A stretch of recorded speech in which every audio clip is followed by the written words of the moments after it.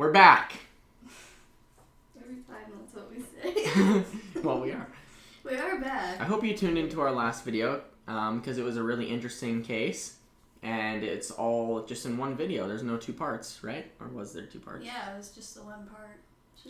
Just one part. So I hope you guys tuned into that one. But we got, from what I hear, even a better case to talk about today. Yeah, this one will be good. Today we're not doing a true crime. We're going to do a I shouldn't be alive situation. Is what we're going to call it because that show inspired us to like these kind of stories. Or we say, I shouldn't be alive sitchy. It's a sitchy. They're in a sitchy. In this Short case. for situation. I'm sure that people might have gathered that. I would hope so. Exactly. But yeah, I Shouldn't Be Alive. Is that what the show's called? That is. It's a really good show. It's this is going to be more of a situation like that, I guess. I don't know if they did this case, but pretty much everyone has. I mean, there's like several books, which I really wanted to read all of them, but I couldn't because you can't read that many books that fast. Yeah. But I read one book that kind of gives an overview. And then there's also like a movie. I haven't seen it. I would like to see it after this. There's a movie? Oh, we should watch that. Yeah, I think we should watch it after. This is going to be more than one part, definitely. Yeah. Maybe 3, probably 2. Wait, what's the movie called? I am not sure. I don't want to spoil it for you. So yeah, I'm afraid you'll tell me the movie and I'll be like, oh, I know that movie. I've seen that movie. I actually don't even know the name of it, so there's no risk here. Okay. I do like a backstory, but I think we're going to have more about them in the aftermath. Yeah, I like a backstory too, but it helps. Sometimes I think of just being like doing like a biography because sometimes I tell these stories and I'm like, damn, everything was going great? Why did it start going bad? Maybe I should just do one where things just continue going great. Yeah, just a twist.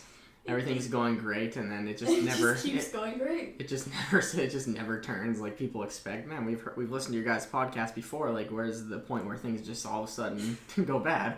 It just doesn't. It's just good the whole time. Yeah. It's like the most successful story ever. If we ever get followers, like, we have to do that at some point. Just throw in a story, and like everyone's just waiting for the moment that shit's gonna go wrong, and it's like. Yeah. And then they lived happily ever after. Bye. And then we reveal their name at the end, and it's like some famous person that everybody knows.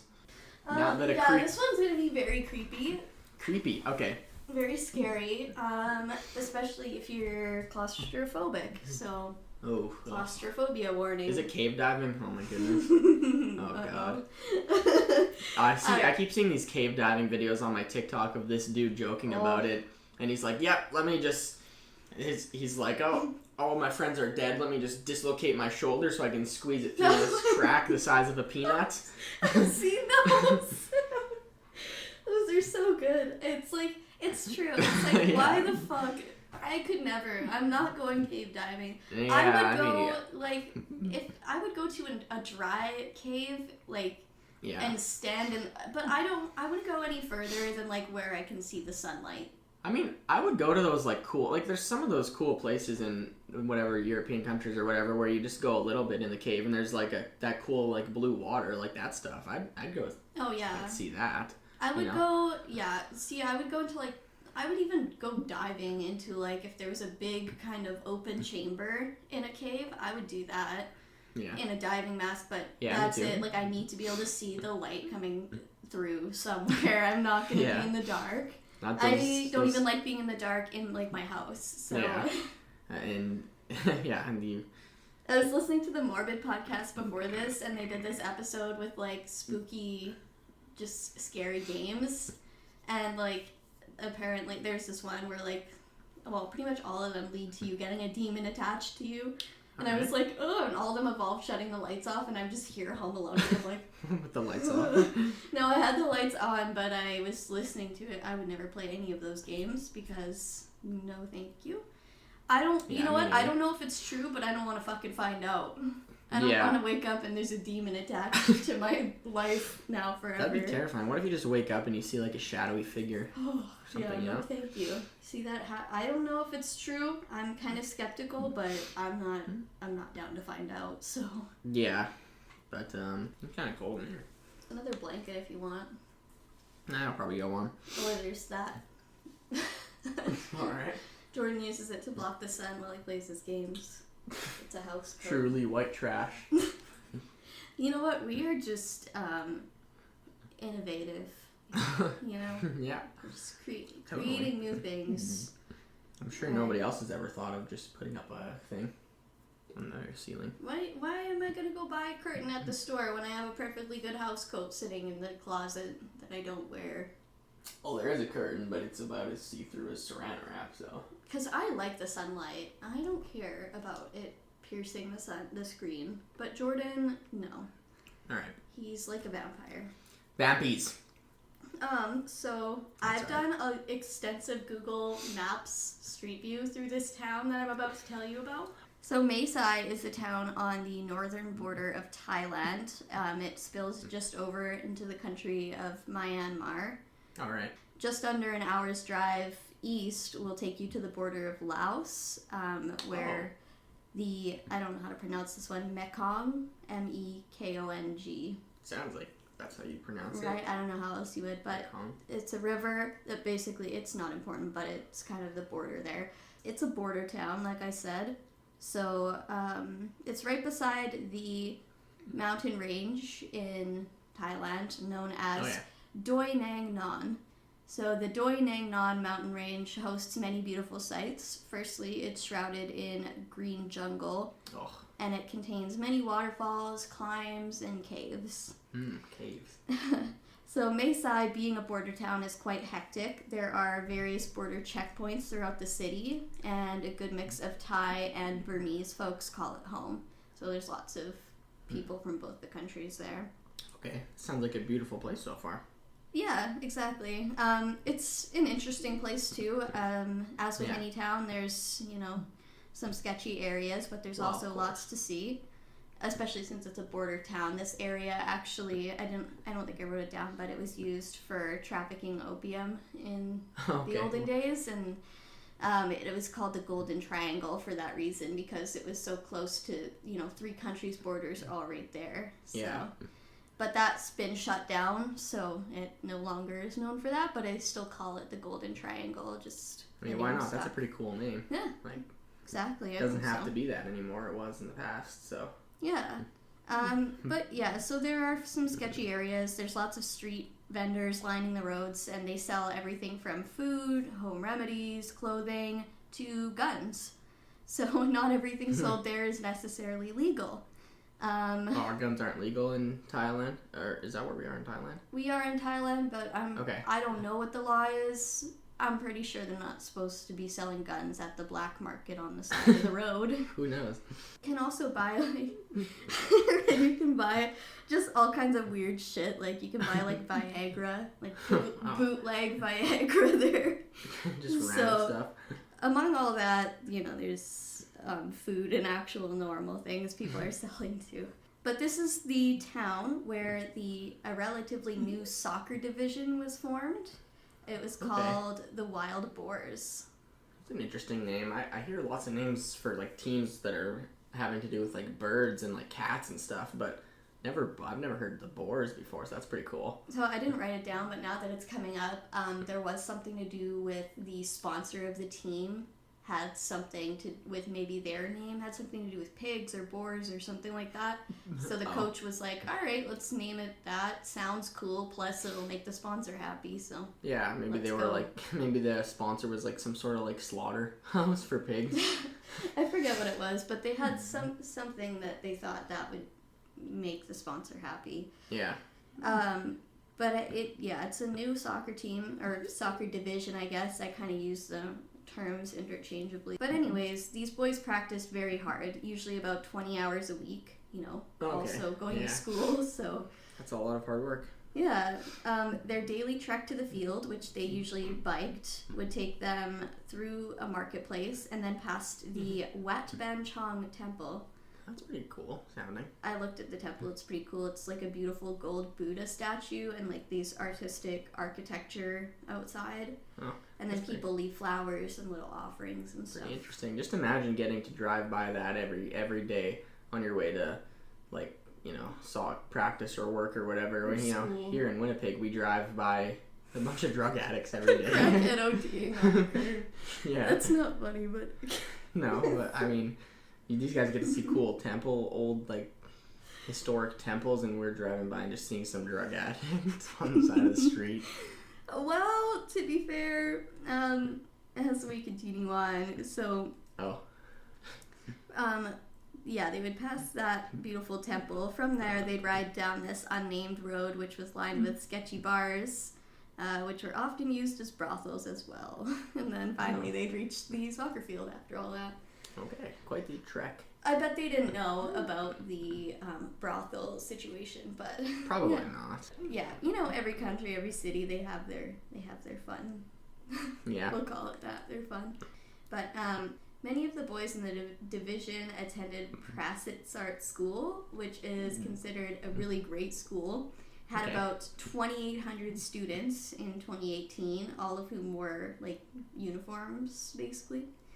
They had a large campus with many classrooms and many programs, and most of the kids who went there were middle-class, well-behaved kids. So these students were often expected to study hard, many of them being enrolled in after-school programs to further their education. But as a result, their families rewarded them with cell phones, video games, bicycles, and other things that many Thai boys couldn't afford. Yeah. So the students were also expected to study and pretty much learn a minimum of 4 languages. Wow. Yeah, because they're... So Thai, obviously. Burmese, because that's... Their town is... I mean, there's half of it is in Myanmar or Burma. And then also Mandarin and English, because English is such a widespread language nowadays. So why Mandarin? It's also very close to China. It's just kind of below China. Yeah. But anyways, yeah. So they're, these young soccer players were very, very busy. Yeah. But they also got a lot of fun stuff. I feel like that's what it's like a lot in some of those countries, though. Like, I feel like you're always... you're either, like, you're going to school and then you're helping your parents work on the farm after, and you're doing other things, like, and then you have a job of your own and you're playing other extracurriculars and all these things. Yeah, the parents had, like, definitely high expectations, but yeah, I think they didn't mind it because they got, to have the rewards of it. Yeah. But another feature of Mae Sai is the Tham Luang Cave, which sits at the foot of the Doi Nang Non mountain range. The name of the mountain range can loosely be translated into Sleeping Princess or Sleeping Lady in English. Oh, cool. So there's a legend associated with the cave. A lot of the local people believe in, like, the spirits of the cave and stuff like that. So the legend goes as follows. A princess fell in love with a stable hand in ancient times, and she fell pregnant. The king was very upset, and he ordered that the stable hand should be killed. All right. And then the princess was angry and devastated, and she took her own life. And then apparently her body became the mountain range, because if you look at it from a certain angle, it is looks kind of like the profile of a woman. So. Okay. Yeah, the cave is also often called the Sleeping Princess, or the Cave of the Sleeping Princess, because the mountain itself is the Sleeping Princess. Yeah. So far, about 10.3 kilometers or 6.4 miles of the cave have been mapped out by expert cavers. So we'll just stick with miles as a unit. Because how many? So 6.4 miles. And we don't know how big it is now, or? No, that's just that's as far as people have gone. Oh, so it could be a lot bigger, but nobody knows. Yeah, there's dead ends and stuff too, though. So Okay. It could be bigger. It's at least that big. But it's mostly a dry cave, but it can become quickly flooded in the monsoon season. In fact, there's a sign outside to warn visitors of this. It's in English and Thai, and it says, quote, "Danger. From July to November, the cave is flooding season." July to November. The cave is flooding season. The cave is flooding season. I love mistranslations so much. That's what the sign actually says? Yeah. Oh, so you weren't messing...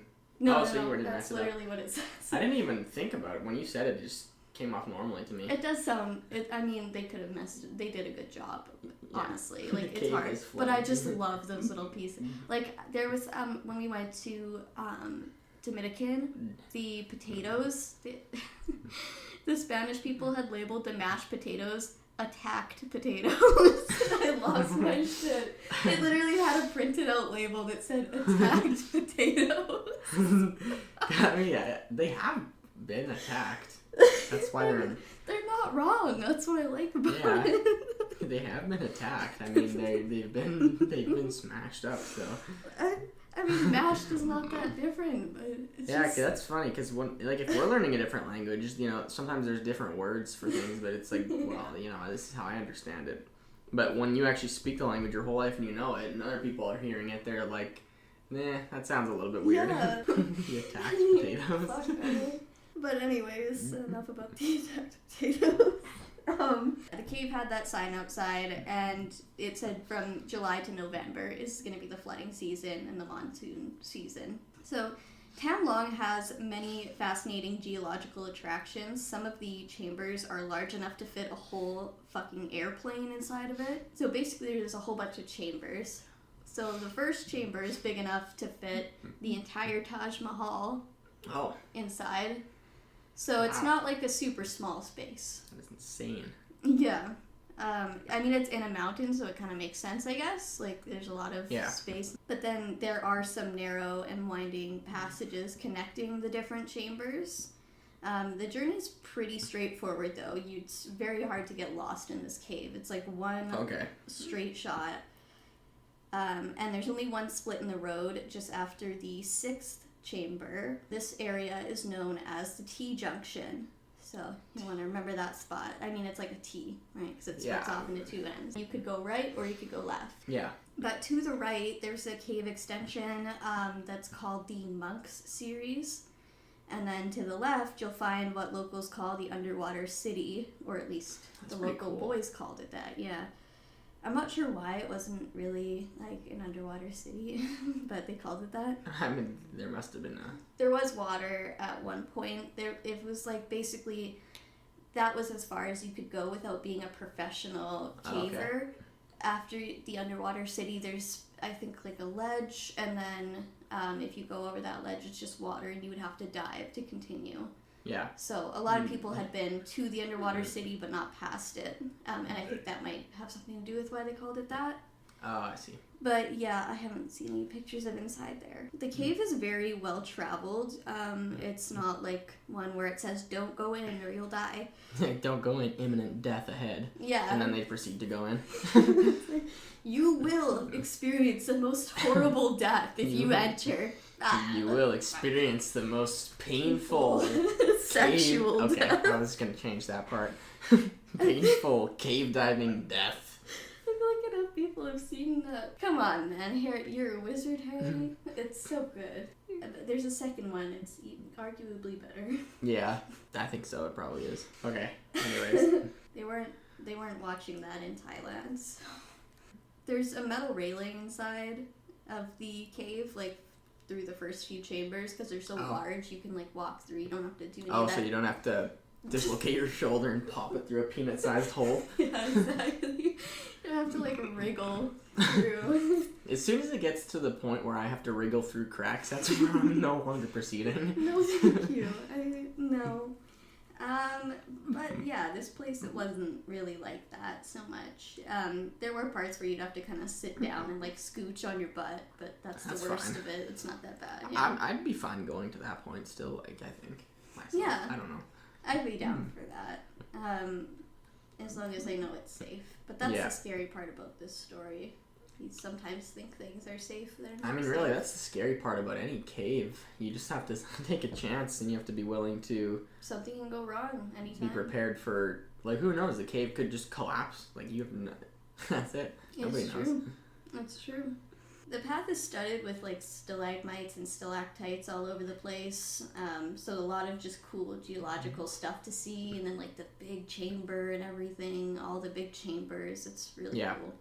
So a lot of people liked to go there, and it was considered like a pretty safe cave to go to. So many locals from Mae Sai had visited the underwater city. In fact, it was a bit of a tradition for some schoolboys to celebrate their graduation by traveling there, and they would carve their names into the walls in the cave. Okay. Yeah. All caves are dangerous, of course, but this one seemed to be relatively safe if you followed the safety precautions, which mainly was don't go in during the rainy season, July to November, I think it was. Yeah. Flash floods can happen at any time during that, and you will not know when you're miles beneath the mountain range, and so you won't be able to tell until you see that water rushing towards you. You're not gonna hear thunder banging outside and the rain's starting to pour. Like you'll only know when the water's immediately flooding you. Pretty much. So now let me tell you about the Wild Boars soccer division. It was formed in 2013 by the head coach, known as Coach Noak. He had been a semi-professional midfielder at one point in his life. Oh, okay. The local boys were interested in starting a soccer team, and they, of course, asked Coach Noak because they knew about his experience. Yeah. So they asked him, and that's when the Wild Boars division was formed with 4 different age groups and coaches for each one. Okay, cool. So, yeah. Another coach who is very significant to this story was named Coach Ake, like E-K, but I listened to the audiobook, so I learned how to pronounce most of these. Coach Ake and Coach Ake. Coach Noak. Yes, but Noak, he's going to come back briefly, but he's like the head coach. Okay. So Coach Ake was like a very gentle and kind of guy, so he was perfect for the younger team, the under 13. Yeah. He was gentle, he was sweet, but his life was full of tragedy. Aw. Yeah. So Ake had grown up in a remote community in northern Thailand, and this community was known as the stateless minority. So I had never heard of this before, but being born stateless in Thailand means that you aren't issued a passport and you lack certain rights that others have, like the right to travel outside of your region. They just want to get a passport and, be recognized as a human by the government, basically. Like, so weird, yeah. Yeah, so he was stateless, and that meant that he had kind of a hard go of it. When Coach Ake was just a young boy, his community was ravaged by an illness that quickly killed off many of them. First, his brother got infected and passed away, then his mother, and then his father. So Ake quickly found himself without a family and without a home. Oh. From what I've read, it appears that his aunt maybe took him in for the next 2 years. Either way, something happened to him for the next 2 years. He obviously found somewhere to live. Yeah. And then his aunt sent him to live at a monastery, which is a pretty common thing for boys. A monastery? That's like a church or something, right? Yeah, like the Buddhist equivalent. So she sent him to live at the monastery because that was a popular thing to do for kids who didn't really have anyone. I'm not sure why she decided after 2 years to do that, but maybe she just couldn't afford to feed him. Who knows? This was a poor community, so. Either way, in Thailand, the monastery is a safe haven for poor, destitute, orphan boys.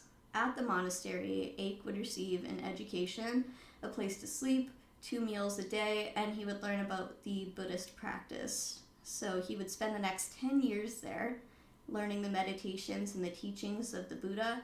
And when he left the monastery to start coaching the Wild Boars, he integrated his practice into his coaching methods. So Ake would lead the boys in meditations before their games. Oh. Yeah, and his skills would come into play in a major way later on, too. It's wholesome. Come on, Coach Tony, why didn't you let us meditate before games? Yeah, come on. It seems really smart, right? Like, just get everyone into, like, the zone of, like... Yeah.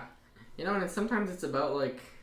To me, that seems like a coach that's, like, for the players. All the players... It's a guy that all the players can rally around. I feel like that's an important thing. So he sounds like he was a good coach and a good guy. This story reminded me so much... Like, personally, I'm not really religious, but if I'm going to pick a religion, Buddhist. Because... just the way that he went through life after all the tragedy that he faced, I'm like, wow, like that's impressive. Some people go the complete opposite way and, become terrible people. Like we've heard and probably will continue to hear in some of these stories. Yeah. But yeah, it just shows and then the way it comes into play later, the meditations and everything, you'll see. All right, well, let's waste no time getting to it then. Yeah, let's do it. I want to hear it. So, it was Saturday, June 23rd of 2018, and the Wild Boars had just finished up their practice. They had plans to celebrate one of the team members' birthdays. Oh. So, yeah. The Tham Luang Cave was about a 30-minute bike ride from their soccer field. So first they stopped by some of the local vendors and they stocked up on snacks and drinks. They would all go there, they would eat, they had some different popular dishes, some of them would want to get fried eel and stuff like that. It's a delicacy. That's okay. Probably is good. Yeah. Honestly. I'd be down to try it. I would, but I went vegetarian, so no longer, but before I would have. But yeah. So did the coaches go along with them, or was this just the kids? One of the coaches went. Coach Ake was leading the expedition. It was something that he had done many times before with many of the boys in the current group, and then, from some other teams, because they had a bunch of ages here.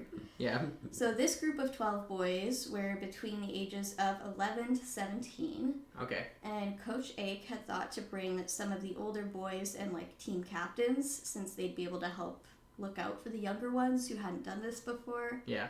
And they also had been to that cave a number of times and already knew it, a lot of the older boys. Okay. So they got lots of experience entering this cave. Exactly. A lot of people have been in there. It's not that intimidating, I guess. Yeah. So in Thailand, or at least in this area, I'm not too sure, but many people would choose a nickname to shorten their names. So we're going to just go by the nicknames that they've chosen for themselves. Okay. So the boy whose birthday it was named Knight. And he was going to be turning 17 that day. So the trip to Tham Luang would be a short one this time. Knight had to get home for his birthday dinner. His parents and his grandparents had gathered to cook him his favorite meal, which was grilled shrimp and pork. Aw. Yeah. It's a weird combination, but... Well, they eat different things there. Yeah, to us, that's not something you typically eat together.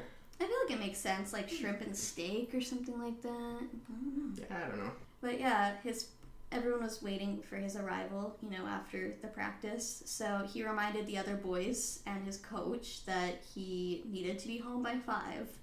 So after a joyful bike ride to the cave mouth, the boys ditched their bikes and they moved quickly. Their goal was to reach the underwater city, which is about 3 miles into the cave. It's not as intimidating as it sounds, because the underwater city isn't actually underwater, like I said, I think. Yeah. I'm not sure why they named it that, but, And then the boys and their coach passed the warning sign at the entrance. It said, yeah. I was just going to say, what time of month are we at? What month are we right here? It said no one should enter from July to November. It was June. So June what? June 30th? Totally safe. June 23rd. Yeah. And to show you, because at first I was it still seems risky, there was a professional caver, not cave diver, sorry, caver, who mapped out most of this cave, or added on multiple miles onto the cave. Yeah. He had extended his visa so that he could stay in Thailand, and he was planning to go in the cave on June 24th, the day after. So this expert caver believed it was safe too. So it's not like they were being stupid here. Okay, so yeah. This was a freak accident, basically. But they passed that warning sign and they went in. Flooding season was not there yet. All good. So the boys, they left behind their backpacks because it was going to be a short trip, and plus some of the tight squeezes would be a little harder with the extra baggage, Yeah. So the snacks they had purchased, just as before they left on their bike ride to get here, were pretty much all gone by the time they got there. Okay. I'm sure you can imagine boys after a soccer game or soccer practice. Yeah, they're probably hungry. They pretty much loofied the food into their mouths. Shoved the plate all the way down their throat. Shoved that. They ate up beforehand at least. Because that's going to be a problem coming up. Now I should introduce you to the 12 boys. We're just going to do a brief moment on each one. So we've already learned about Coach Ake. And Knight. Yes. Coach Ake is the 13th person in the group, so there are 13 people. From oldest to youngest, we're going to go. We have Knight, and he was turning 17 that day, and he had just joined the soccer team a couple months earlier. Next is T, who was 15, but he was set to turn 16 just a few days later. Okay. He was also a team captain, so love it. Yeah. Then we have Nick, who is also 15, and he was Knight's cousin. And then 14-year-old Note was tall for his age, and he was one of the better players on the team as well. Turn, he's 14. He was known to be very close to this family, and he played defense for the team. And then Bew was the team goalie. He was also 14, and he was known to always be doodling or snacking in class. Bit of a distracted kid in class. Next was Adul, and he had something in common with Coach Ake. He was also stateless, and he actually lived at a church. And he was 14, and he was a refugee from Myanmar. Yeah. So, he lived in a church, kind of similar to how Coach Ake grew up in a monastery. Yeah. Next was 13-year-old Dom, who he was also a captain in his division at the time. Pong was 13, and he hoped to play for the national team in Thailand someday. Oh, so high hopes and dreams. I Good. love it. Love to see it. I bet he will, honestly. But Mark was one of the smaller boys on the team. He was also 13, and he was... Hi, Mark. Yes, hi, Mark. He was known to be a really great student, as well as a good soccer player, too. Awesome. And then Mick was just 12, but he was already making a name for himself as a great athlete. And then finally, we have Titan. He was just 11 years old. Just the youngin'. I think it's so cute that he's just a little 11-year-old and his name is Titan. Yeah. But he had already been playing soccer for 4 years when he was 11. Oh, so he's good. Yeah, he's been at it. That's his life. And now that we've briefly discussed the team, let's go back to the night of June 23rd in Mae Sai. So when 5 o'clock came and passed, and Knight had not returned for his birthday celebrations, his family became worried. The other parents of the team members also became worried. You know, their kids are pretty good at getting home on time. So they started reaching out to one another and quickly discovered that many of the parents were missing their children. The parents started messaging the head coach, Coach Noak, who had no idea what was going on. Yeah. He was just sitting down to have his dinner, actually, and he was completely unaware. And then suddenly he's getting all these texts from parents like, where the fuck is my child? Yeah. Noak reached out to he first reached out to Coach Ake, but Coach Ake wasn't answering. So he reached out to another kid on the team who had missed practice that day because he stayed up all night watching the World Cup. Oh. Right. So this kid was 13-year-old and his name was Q. So he missed the soccer and he didn't go to the cave with them. But he knew about the plan because the kids had like a Facebook group where they all talked about what they're going to do. Okay. And so they were planning this on there. Yeah. It wasn't like a hidden plan. I mean, I don't think they were too eager to tell their parents that they're going around to explore a cave. Also, their parents didn't know? They didn't know. Okay, because I was thinking, like, I wonder if the parents knew the kids were going cave exploring. I wonder now if they're, since they know about that, maybe it's raining and then they're starting to piece it together. The parents slowly, they're like, wait a minute, they went cave diving and it's raining. Right. And they start to get worried, but I guess they don't. They didn't know. They just, they were just supposed to be home by 5. I don't think they knew. I don't think, even Coach Noak said he had no idea what their plan was. Just left Coach Noak out of it. Well, I don't know. I think he was like the older one. And then Coach Ake, he was only like 24 or 25. I can't remember exactly. I have it somewhere here. But he was, I feel like, more the cool one, Yeah. And he also, he probably knew that these boys were going to go and fucking explore the cave either way. So he's like, let me just go with them to make sure they're not doing some stupid shit, right? Yeah. Because the kids are going to do what they do. They like to explore. But yeah. Anyways, as this information dispersed that Q, told everyone, they plan to go to the cave. families began heading to the mouth of the cave because they all knew where it was, and many of them had picnicked by the entrance. You know, there was a nice park and serene landscape outside. Mm-hmm. So even if they hadn't gone in, they'd been there. Before any families had arrived on scene that night, one of the deputies patrolling the area found a scooter and several bikes outside the cave entrance. He began to enter the cave, but outside, a monsoon had rolled in, and the cave was already starting to fill up with water. Oh, no. So as he entered, he noticed, the water... Was it raining? What is a monsoon? A monsoon is like the most intense version of rainfall that you can think of. Like sheets of rain coming down. Oh, okay. Just destroying everything. Can we get that here? No. Well, we do get pretty hard rains every once in a while, but monsoons are like, it's like a tropical storm system that hits every year. That's their monsoon season. That'd be cool, though. I've experienced some pretty crazy rainstorms here where I was driving on the highway and I couldn't even see in front of me. Like, I remember a couple summers ago. I honestly love a storm if you're in a house where you're safe. Yeah, storms are cool. Or in a car or something. That's really fun. It's just Mother Nature. It's like really cool how like tornado chasers. I want to do that. Sharknado.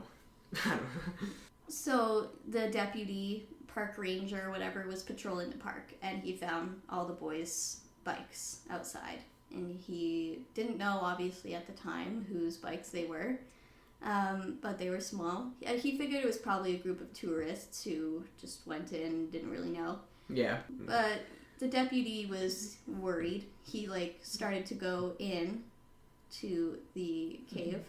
At about 6 p.m., the monsoon rolled in. And the deputy called his head ranger after finding these bikes and noticing the dire situation occurring in front of him. And the head ranger came down, too.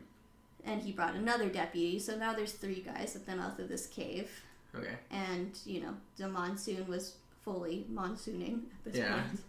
So they actually made it kind of far into the cave. They made it all the way into chamber 4.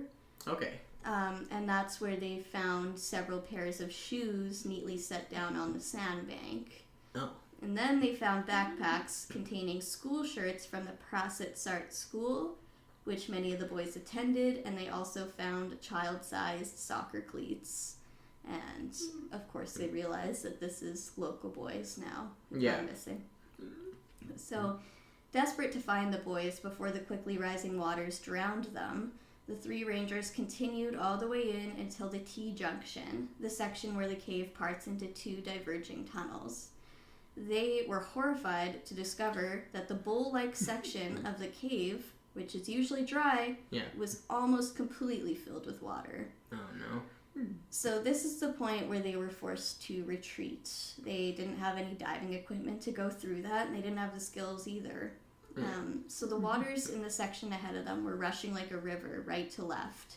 And remember, the right side is the monk series, so the water was rushing, and it kind of went downwards in the cave. Yeah. It's rushing to the left side, and the left side is likely where the boys had gone, because that's where the underwater city is that people like to visit. Right.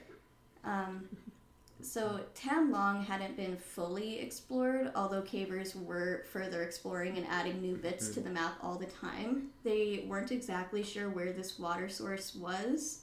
To their knowledge, there was only one entrance to the cave, so that's spooky, and that's the way that the boys came in. So this source of water was unknown. But either way, the previously dry tunnel the boys had passed through just hours earlier was now completely submerged, trapping them deep inside the cave. Yeah. Were they even still alive at this point? No one knew. The rangers knew that they weren't equipped for this, so they left and they went to inform the proper authorities to begin a rescue. So now it's about 8 p.m. on that Saturday night. Noak received a call from the head ranger. And it was a small community, so many of the people there knew one another. And once the ranger figured out this was the Wild Boars soccer team, he called the head coach, obviously. Yeah. But once the rangers were making their way out of the cave in order to give a call to Coach Noak, he and the parents were already heading to the cave. They had already figured out what happened. So the panic was palpable. The monsoon was pounding down rain onto the terrified families. It was so loud that they would have to shout to each other just to hear through the rain, even feet away. Oh, that's pretty crazy. Yeah. It's an intense storm, and no one expected it to start this early. So when they arrived at the cave entrance, their worst fears were confirmed. There were their children's bikes and scooters and backpacks just laying in the now muddy ground. Mm-hmm. Many of the parents and Coach Noak had been made aware of the Facebook group, so, they were all reading through that. And Coach Ake had actually posted a video just a few hours earlier.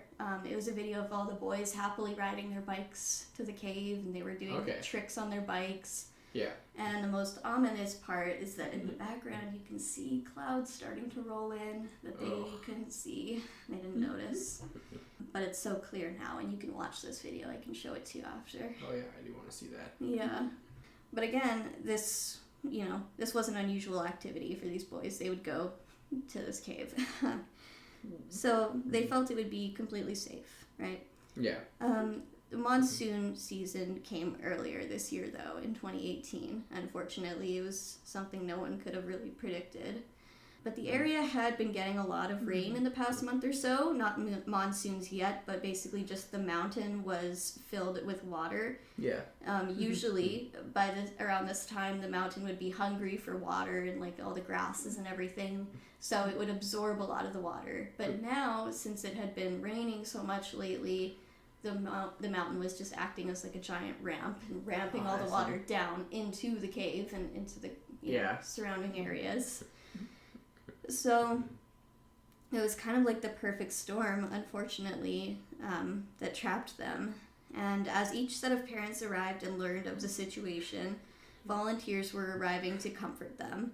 They said things like, "Don't worry, nobody could get lost in that cave. It's impossible." Yeah, I don't know that that's the concern, though. No, but they're trying to just comfort the parents. They can't see the fact that one of the only passage to get out is blocked by water, and they probably I guess didn't want to tell the parents that early. No. They were, horrified, all the parents. But the park rangers told the parents that no one had ever been trapped in the cave before, to their knowledge, and that was true. Nobody had ever been trapped in there. But they all had to know in the back of their minds that this situation was different. There were waters rapidly flowing into the cave. There had to be a limited number of air pockets inside, and no one on the outside knew what had happened. Were they just walking down a tunnel when they heard the roar of rushing water? Did it sweep their legs out from under them and carry them further inside? Were they even still alive? Nobody knows. Yeah. As these questions swirled in everyone's minds, they huddled together in the pouring rain and mud outside of the cave. Many of the parents refused to leave the site, knowing their children were inside. And most of those parents wouldn't or couldn't sleep or eat either. So the rangers believed they would have the boys safely located and out of the cave within the next few hours, even after seeing the treacherous waters inside. They headed back to headquarters to retrieve water pumps and other rescue equipment. But while the rangers were on their way back, Coach Noak had entered the cave on his own, probably feeling some sort of personal responsibility for the boys. Yeah, definitely. He never really been to the cave before, at least not past the first part, and none of them knew it yet, but they were going to need to call in professional cave diving rescuers from all over the world to assist in this. Coach Noak thought, in the beginning that maybe he could do something to help, and he entered the cave. But unfortunately, he tripped on the slippery rock and fell, and he hurt his neck. So. Oh boy. Yeah, I think he was a little bit older, anyways, and he wasn't, equipped for this type of mission either way. Yeah. But he hurt himself, and then, as he was standing by watching everything that was going on, his neck was all injured. So. That wasn't a great start to everything. So now I'm gonna tell you day by day. So here we go. Sunday, June 24th. So just after midnight, the governor of Chiang Rai, and Chiang Rai is the province which Mae Sai is located in. Okay. Governor Narong Sak received a call, and he too rushed to the scene of the disaster, which was the common reaction at this point. Everyone was just rushing there. Yeah. But Narong Sak had serious business to attend to. He was in charge of organizing a rescue team. So 22 men were appointed to go in and rescue the boys. They had been trapped since around 5 p.m. on Saturday, and by now it's the early hours of Sunday morning, so everyone is becoming desperate. Especially with the ever-present danger of the water levels rising. Every single minute that passed was crucial. Yeah. Unfortunately, the men did not find the boys on this first attempt. They had been gone about 3 hours and returned only with bleak news. The current had become even more powerful inside. In fact, it was so strong that it resembled a rip current that you might encounter in the ocean, but in a small enclosed space. Yeah. Where there's jagged rocks everywhere, and, you know, if you get pulled by that current, you're bashing into shit. Yeah. Plus, the water, it wasn't, you know, the nice, pretty, clear water that you see at the beach. It was fucking black from all the mud and everything. You couldn't see anything in there. It was basically just you had to feel your way around. No, that's terrible. Yeah.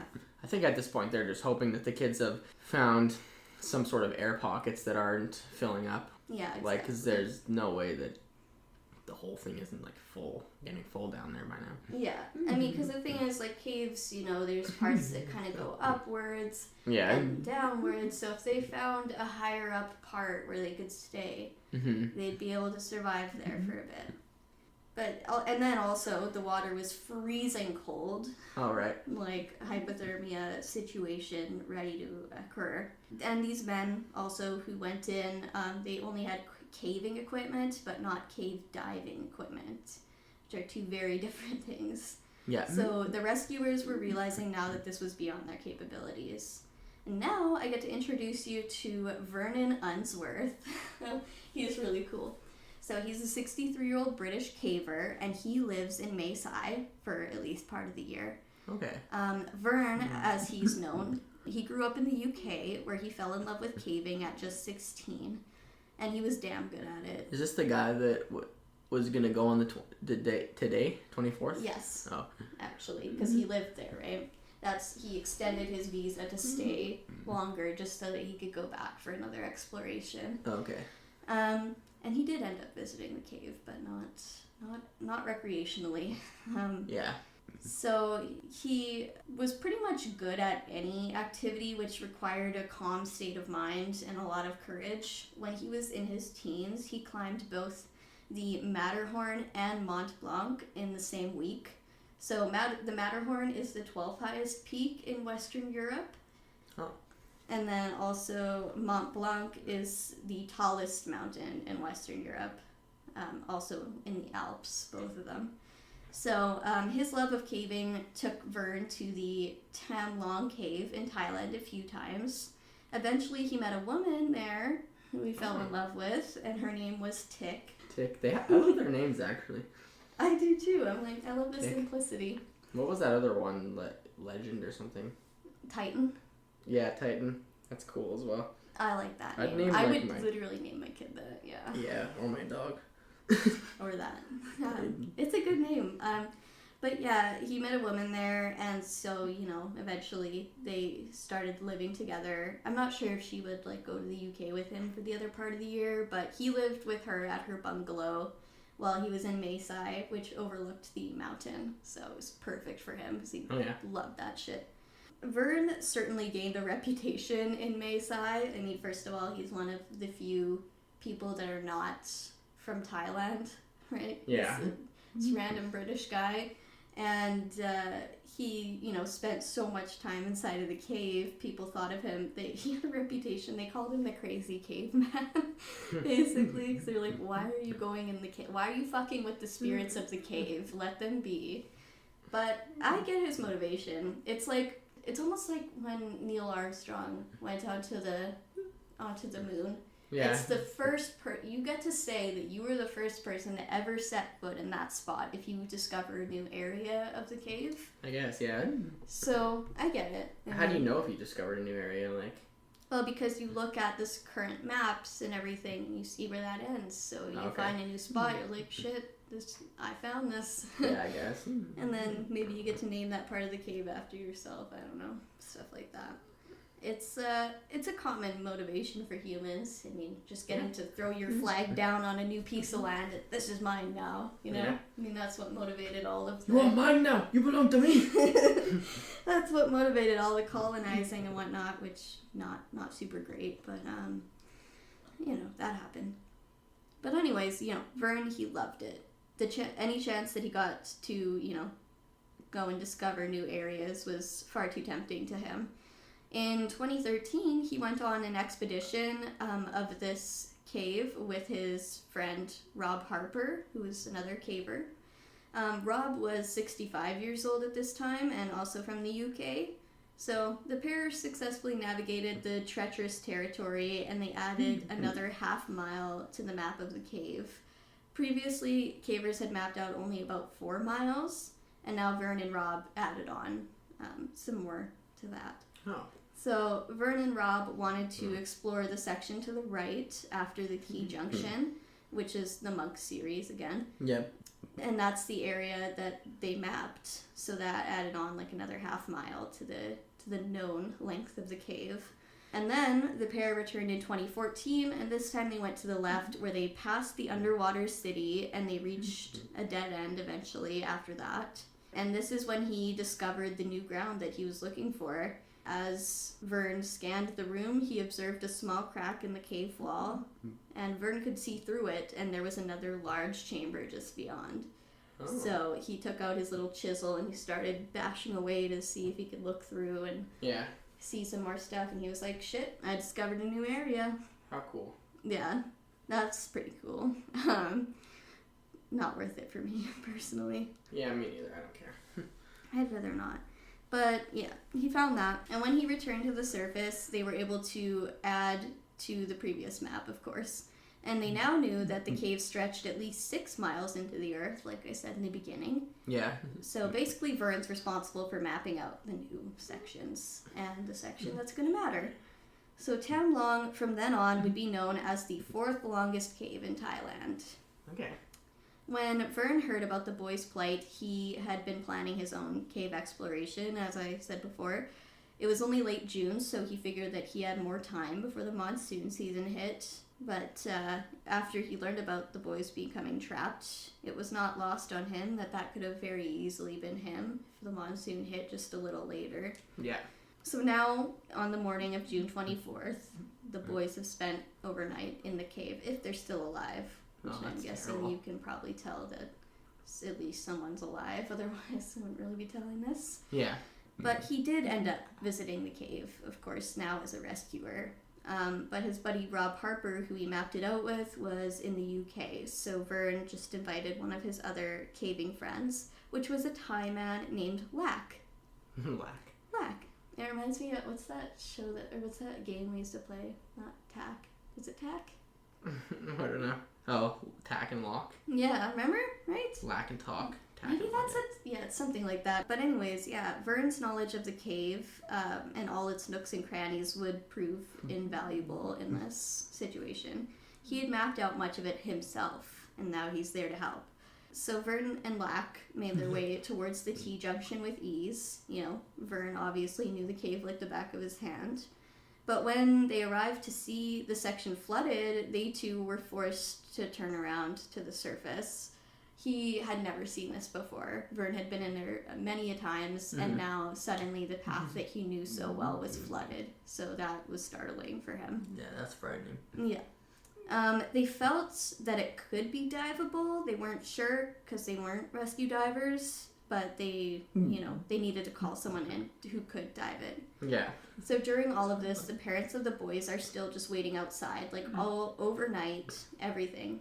The rain is still pouring down in thick sheets and, turning dirt into mud, further panicking the parents. As they watch each set of rescuers return defeated, their hearts must have just dropped. First, the local rangers, then the man who was responsible for mapping the cave, the crazy caveman as they knew him. Surely he should have been able to find the boys. He knew every inch of the cave. And Vern had never been beaten by the cave before. He'd never been forced to turn back. He had just explored until his heart was content. So they're probably starting to wonder, like, because I don't think the parents don't know that it's kind of flooded down there yet, do they? I don't know how much that they know about what's going on, really. Yeah, they have to be able to, they have to know somehow, a little bit. Yeah. They see the rain going in. I mean, yeah, definitely. And to see everybody coming back, they got to think, like, man, there's a certain point where these guys just aren't able to get in anymore. Like, something's flooded down there. Yeah, something's going on, right? Actually, the parents started providing offerings to the spirits of the cave. You know, they got little soda cans, little fruit snacks, things like that, and they would lay them out and, like, do prayers and offer them to the sleeping princess. So, because, you know, they started losing faith in the actual rescue, so they're like, let's ask the gods of this area. They probably have the most power. Yeah. That didn't work. The governor needed to call in reinforcements. So Governor Narongsak held a meeting with Vern, Lack, and some of the other volunteers that day. Vern and Lack agreed they would go back in with a team, but they needed divers, and Narongsak was happy to provide. He called in some local soldiers and a team of technical rope rescuers and divers. The group all went in together, and this time they brought water pumps and other tools. They marked the walls to track the water levels, too, as they went. So now we're getting some more expertise in here. Yeah. When they arrived at the T-junction, with, you know, all the rushing and swirling waters, one of the divers volunteered to jump in. While he tried to find his way through the T-junction, the others in the group got to work setting up the water pump and then trying to also dam the flow from the Monks series. So they thought that bags of sand would do the trick, and they started filling up the bags. But when the first one was ready, the group was disappointed to find that it was simply just carried away by the flow, like it was just a twig that they had thrown in the water. I mean, fair enough. So they abandoned that plan pretty quickly. And then the diver resurfaced to let the others know that he could not find anything down there. He couldn't see, obviously, so he was just feeling around. And obviously Vern had mapped this cave. He knew that there was a tunnel, but he figured maybe it was packed in with mud or something like that. Mm-hmm. See, I think Vern is still very useful in this situation because, like, now you got the cave divers or whatever there, right? Mm-hmm. But they don't know the ins and outs of this cave, whereas Vern does. So that's good that he's... It's a unique situation. They had a lot of different experts coming in to help. I mean, this shit went worldwide. Miss Worldwide.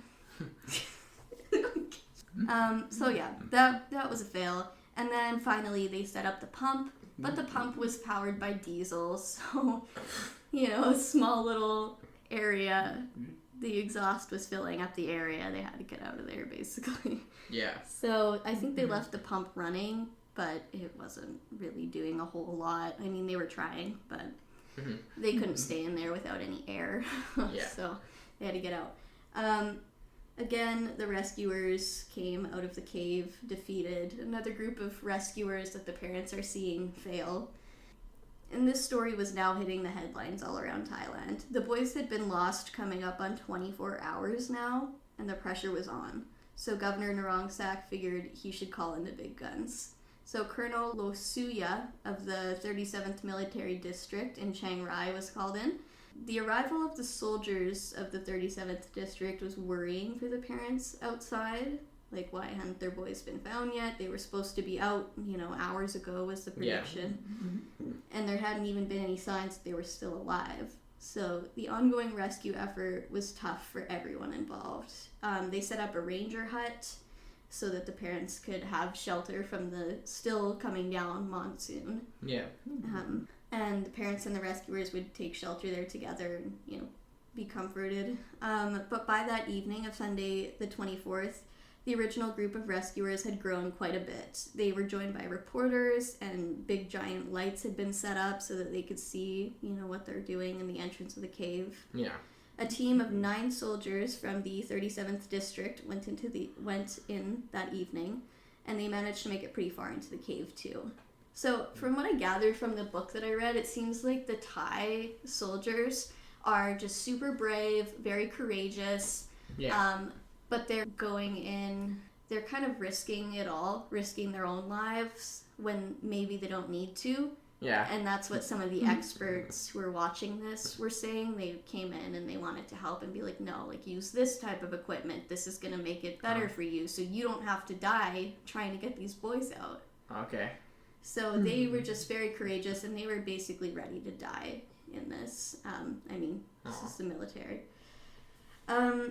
But, that kind of panicked the parents to see the next level of military coming in, because first it was local soldiers, and now it's from the 37th district, which I think is kind of like a provincial force, maybe, like the Mounties or something. Yeah. You're seeing all these officials and like all these badges in military. Like the parents were, because in Thailand, your ranking is pretty respected, so the parents wouldn't even talk to the colonel. Because they just felt like it wasn't appropriate, but they were so worried, and they were talking to the soldiers, that's for sure. But the colonel had 2 boys, at a similar age as those boys, so he was connected to it. A team of 9 soldiers went in, and they actually made it to one point in the cave where they saw that the boys had written their names in the walls. And a lot of them had been washed away now by the water. Yeah. But they could still clearly read at least one name, which was Pong. Pong? Yeah. So the soldiers were also pushed back by the rising water levels, and after all of these failed attempts, the crowd was clearly growing more desperate to see these boys saved. Now it was time to call in the Thai Navy SEALs. So late Sunday night, the first group of SEALs from the Thai 3rd Army would be boarding a plane destined for Mae Sai, and around 4 a.m. on Monday, June 25th, they arrived at the chaotic scene outside Tham Luang Cave. So now we're on Monday, June 25th, and they got stuck on the 23rd. Yeah, so a couple days. So there were about 20 in the first group of SEALs. They too went in the cave, and they actually made it past the T-junction, which none of the rescuers had yet done. That was like the swirling fucking current area where you're gonna get ripped away. Yeah. So they were like, fuck that, we're the Navy SEALs, we're going through. And they made it all the way to a spot called Pattaya Beach. It's named after an actual beach in Thailand, which is very beautiful. A lot of the people in Thailand go there for their vacations. So yeah, they found their way there, and they used a very kind of a basic version of a guideline to lead themselves. The trek was very dangerous, but they all made it out with their lives at least. They had almost run out of air, so they had to return to the surface. But before that, they did find an encouraging sign. The sandbank at Pattaya Beach had child-sized footprints, so the boys had been there. So this is all underwater right now? Or no? I think most of that is underwater, but some of it, it's like a big sandbank, so some of it must be above for them to have seen the footprints. Yeah. So it had filled up more than usual, but they could still see that. So now the treks into the cave were all extremely difficult, because we've been just kind of glossing over it a little bit. But I mean, if you think about it, each person who went in would be facing awful conditions, and these journeys took hours to go in and out to like the T-junction. The ground was slick and studded with stalactites and stalagmites. Everything was wet, which meant the volunteers were suffering from foot rot and other terrible conditions that come along with prolonged exposure to the water. Yeah. I mean, foot rot. No thank you. No. I don't want that. I mean, think about like how your fingers feel after you took a long shower and they're all wrinkly. Yeah. Like, ugh. I just can't. And they're going for hours in dirty ass water too, not clean water. So if their skin breaks, which it's easier to break, there's all kind of infections in that water, and fucking just no. Plus it's cold as shit, and you know, the claustrophobia of it all. Yeah. So when a Thai cave diver named Rungrit saw the archaic equipment that the SEALs were using, he reached out. He was, horrified by what they were using to do this. He basically was like, you guys are doing a suicide mission right now. I don't know how you haven't died yet. So he thought it was clear that the men were prepared to die for the boys. So, yeah. Rungrit was also one of the best cave divers in all of Thailand, and he also spoke English, which would help as more English-speaking rescuers began showing up. So that Monday night, Rungrit told his boss that he would not be in work for the next few days at least, and he was off to Mae Sai to help the boys. Yeah. He lived and worked in Bangkok, so, he got on a flight. Also, it was a long weekend this weekend. They had, I forget what the festival's called, but it's a religious festival they have in Thailand, and so Monday everyone was off. Okay. Anyways, not really that important, but it's a part of it. But it's cool. But after the latest failure, the Navy began contacting anyone who they thought could help with equipment and technology. So one company, Max Tech, had been developing a radio system that just might help with communication inside the cave. It would be difficult. So far, no radios or smartphones or any technology had the capacity to pierce the cave walls and send signals back and forth. So once you're in the cave, there's no communication. That's it. That's pretty scary. You're in there. Yeah, you can't call for help. No. So fuck that.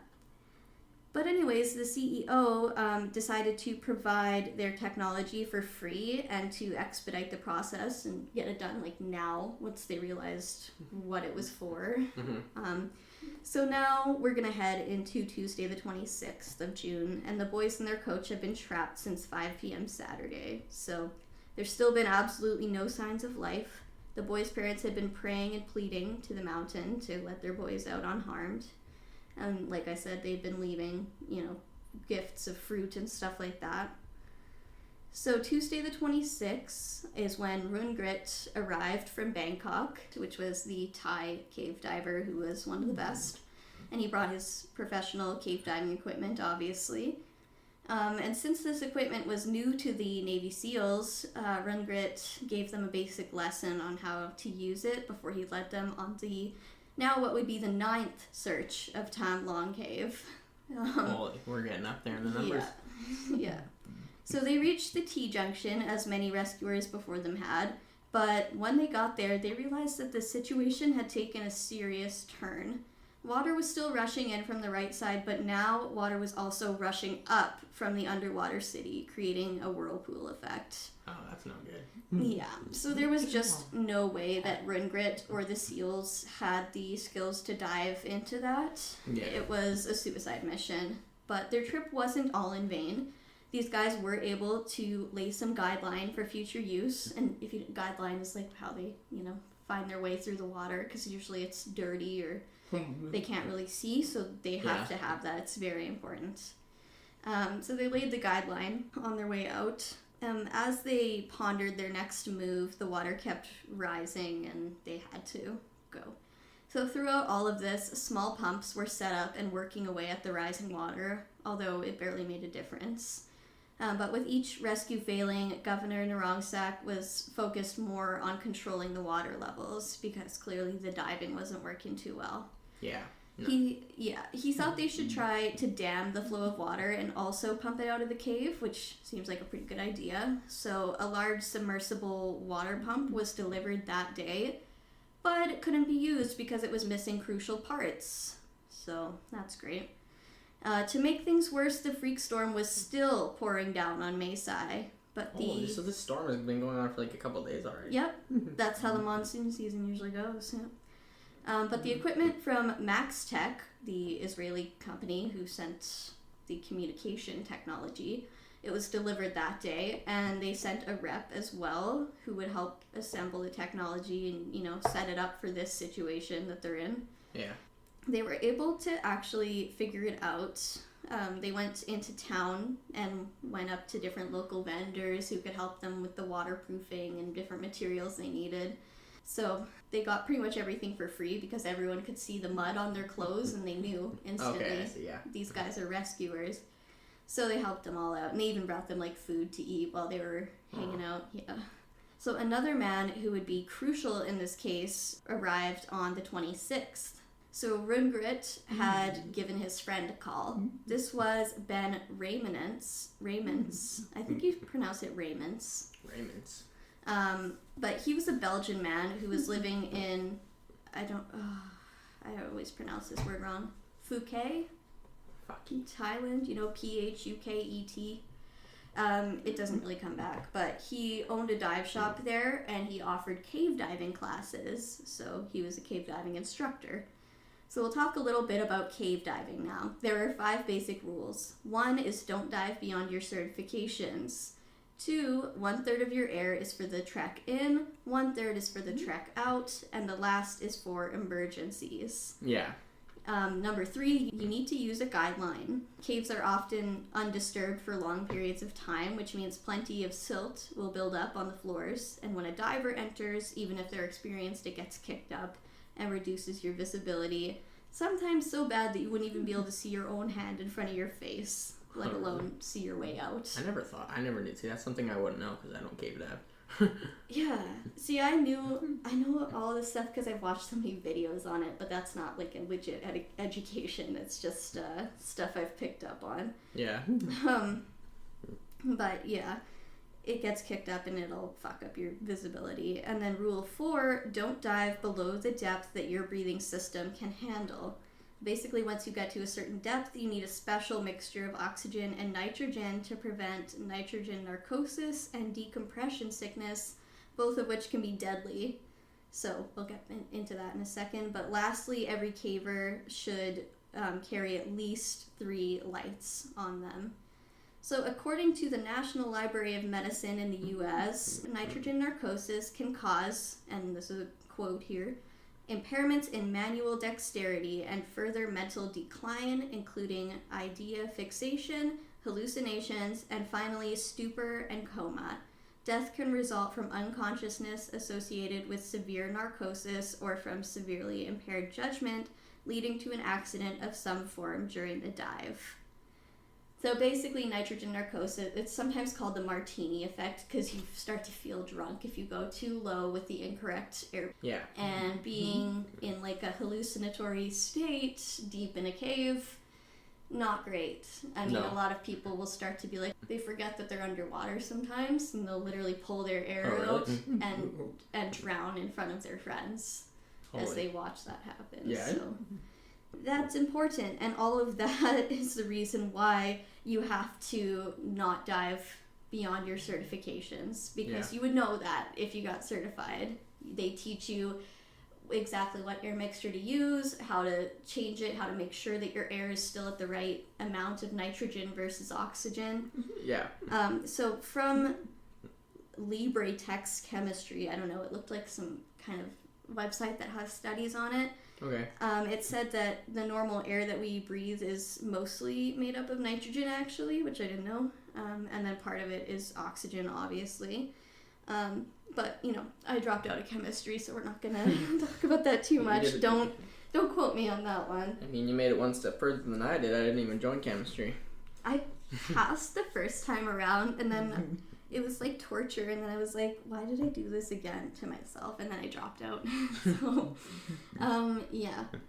But basically, that's the normal air that we breathe, consists of some nitrogen in there.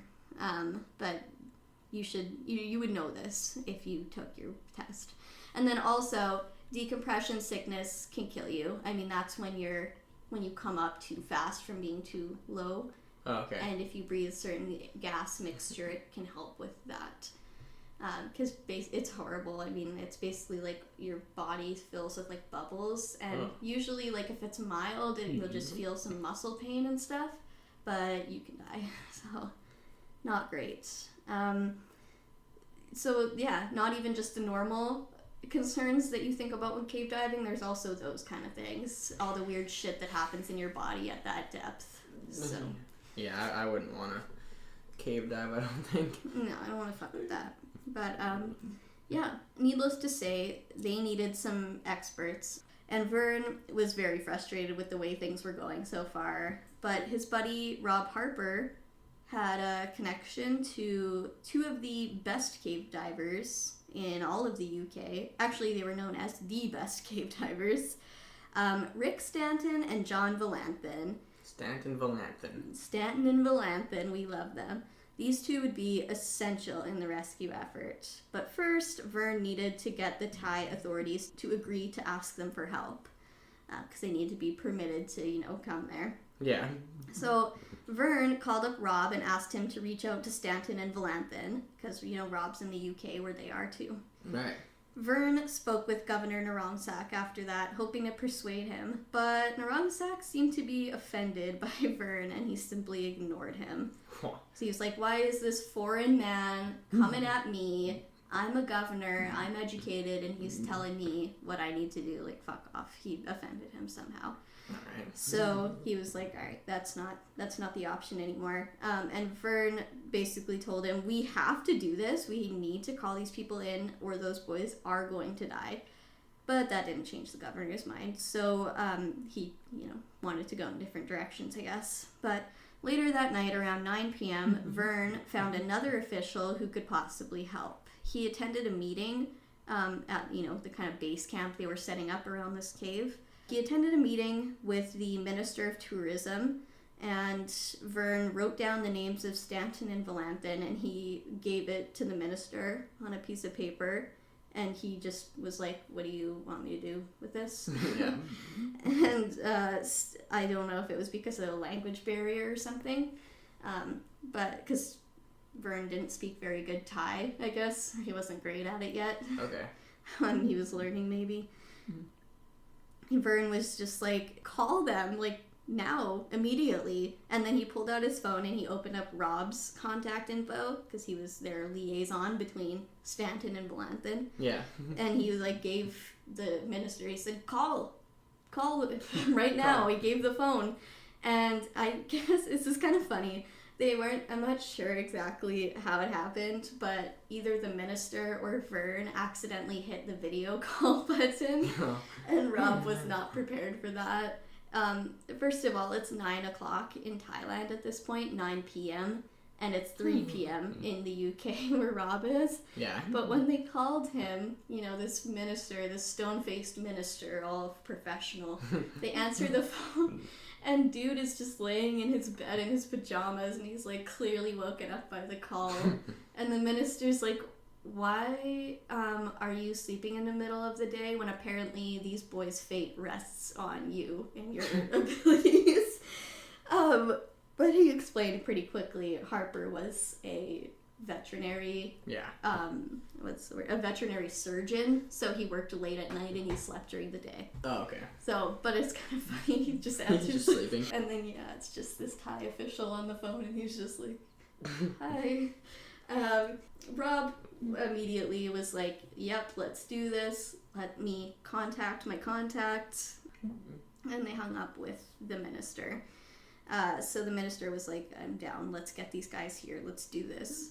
Within 3 hours of this phone call, Rob, Stanton, and Valanthin were all on a plane headed for Bangkok. Alright, just Stanton, like that. Valanthin, Rob, and Palab, and Talab, and Halab, and Philopopy. Yeah, definitely. So it turns out that when Stanton got the call about this situation from Rob, he already knew what was going on. He actually had called up his partner, Valanthin, and was like, so are we in? Are we down for this? And he was like, let's go. So they were already ready, and then they got the call from Harper, who was like, we gotta go. And they were like, cool. So they got on the plane right away. Now, let me tell you about Rick Stanton and John Valanthin, because these two guys are badasses. Rick Stanton grew up just outside of London in the UK, and he began learning to cave when he was in the Boy Scouts, and then he continued to teach himself and practice throughout high school and college. He started joining more difficult caving expeditions after that. And then Stanton also became a firefighter in 1990. That was like his career. That's pretty cool. Yeah. So John Valanthin was 10 years younger, and he had also learned caving through the Boy Scouts. He studied electronics in uni, and now he runs his own firm. So he also has a son, and he decided to get certified as an instructor so that he could lead his son's Boy Scout expeditions into caving.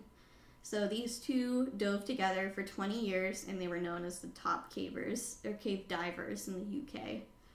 So Stanton Valanthin and another colleague, Jason Mallinson, just so you can have some background. Yeah. They set the record for the longest exploration dive of a cave, which the cave they did that in was the Polo Azul in Spain.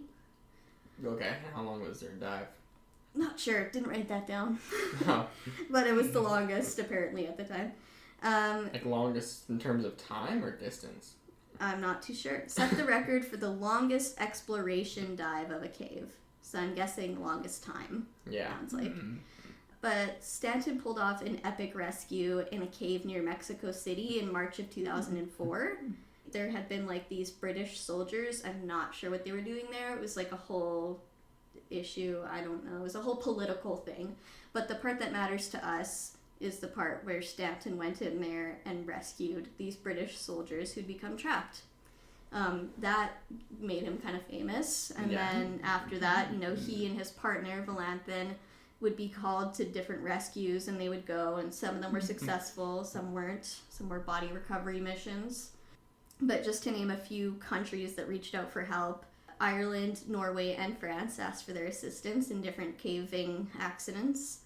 In October of 2010, Stanton and Valanthan set out to rescue a world-renowned French caver who had been trying to map an underground tunnel system in the south of France. It took the pair 8 days of searching to find him, unfortunately deceased. But this shocked the two of them. They hoped that he had found an air pocket, but even world-renowned cave divers or cavers can die in their pursuit of exploration. Yeah. So this caver's name was Eric. He was a 45-year-old owner of an underwater engineering business, and he had actually been a friend of the two divers. So they found their friend. Oh, that's terrible. There. Yeah. So he actually, what happened is he became trapped after a rock fall happened inside the cave, and he couldn't get out. So Stanton and Valanthan, they weren't even able to bring his body back because it was stuck in there, and they would have to break down that rock fall. Yeah. And that could cause more. Risky, yeah, exactly. That's the thing about cave diving, like, it's so unpredictable. Anything could happen that you just don't know. Yeah, exactly. It's scary for sure. But with all of that being said, they were highly qualified to help rescue the boys and their coach, if they were even still alive. And it's a grim reality that many people in the caving community are aware of, that many rescue missions just become body recovery missions. Yeah, but you gotta at least try, like, you can't... Exactly. Rescuers are ready to risk it all just to recover the lost people, dead or alive. Yeah, those guys, they got some balls, those guys. That's for sure. By Wednesday, June 27th, there were about 1,000 people crowding the mouth of the cave. Rescuers, military officials, Navy SEALs, local soldiers, reporters, and families. There were medical tents, makeshift kitchens serving all these people. There was stadium lighting, and even Wi-Fi routers and a cell phone tower they installed to, make it easier on everyone. Yeah. So rescuers, soldiers, and volunteers were just sleeping in their cars or even just on the ground outside using rocks as pillows, stuff like that. They were so exhausted from the search that they were not even bothered by the bright lights and the noise of the other crews going. Yeah. Because they had a lot to do there, even when they weren't actively diving the cave. They were grabbing air tanks, stockpiling them, carrying shit up the mountain because they had to go up a little ways. But yeah, the Navy SEALs were using their jets to deliver crucial equipment along with obviously themselves. And then the Thai government realized like they needed more help, so they contacted the U.S. Indo-Pacific Command to see if they could help. On this day, Ben Raymond's, god damn it, maybe I should just call him Ben. He was the Belgian diver who Rundgren called and said, "You need to get over here." And he owned that dive shop in Phuket. So he came there. He's the Belgian. You can just remember him that way. He brought another man with him too, who was a retired U.S. Marine living in Thailand, and his name was Bruce. So he also wrote cave diving manuals. So these three, Ben, and then Rundgren, and this new guy that I've just introduced to you, Bruce, are going to go and try and tackle this cave and get the boys. So the three debated trying to dive through the swirling waters, once they got to the T-junction and saw the fuckery of it. But Rundgren was not experienced enough, again, like before. That was the same issue he faced. And Bruce was too big to squeeze through some of the smaller areas. So Ben took the plunge. He was able to lay some guideline during this dive, which was extraordinarily difficult. The currents were similar to that of a riptide inside a tiny dark place, and the water itself was black, so the visibility was little to none. Ben had to pull himself through the tunnels, grabbing onto rocks in the path, and if the current succeeded in dislodging him from his spot, he could be sucked back into some unknown passage where he would surely drown. Because he was in this alone too. I mean, the others were there on the surface waiting, but they don't know what's happening under the water. When he reached one spot, he felt the strongest of the current so far, and this was basically his most dreaded situation during a dive. This current started pulling him back somewhere where he would get lost, most likely, but he eventually escaped it, and then he was like, fuck this, and he got out of there, and he was like, no, it's too strong. Like, I can't do it. He thought of it as a near-death experience, pretty much, because it could have easily gone bad, but he did escape. That's pretty terrifying in that moment. Yep. Horrifying, yeah. So he was pretty much panicked, and he was like, bye, and he left the cave. But as he made his way out, Stanton and Valentin had arrived. They had gotten on the plane, the night before, and they had just arrived. It was 10 p.m. in Thailand, and they kind of met each other on the way in and out. Okay.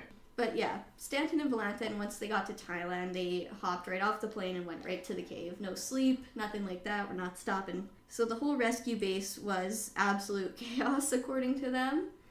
Stanton really didn't like it, being a firefighter. He was like, I like organization in the chaos. We need to have a plan to go in with. And everyone's just like, they couldn't even find who they needed to talk to get like permission to go in to the cave. Oh.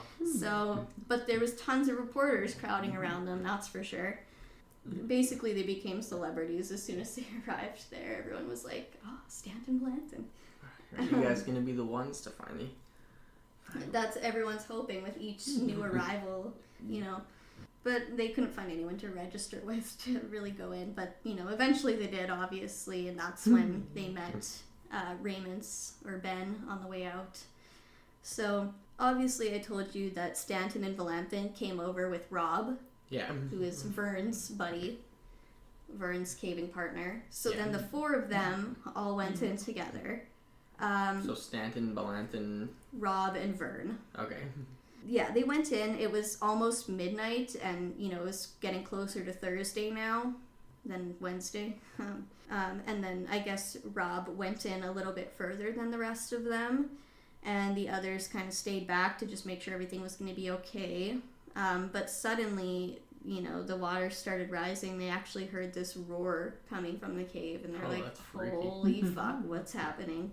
And it wasn't like a huge wave of water, but it started rising very quickly. And Harper, or Rob, had gone off into like this inlet, this kind of area where he couldn't hear what was going on. And he had gone up higher a bit. So he didn't realize that the tunnel behind him was filling up very quickly. And he didn't have any diving gear. So, because they didn't expect this part to be filling up. This was out of nowhere. So they were yelling, and they're like, get back, what the fuck, like, and he finally turns around and sees, and he's like, oh shit, and the tunnel was filled so much that he had to, like, do this thing, where you just stick your head up right above the water and swim out.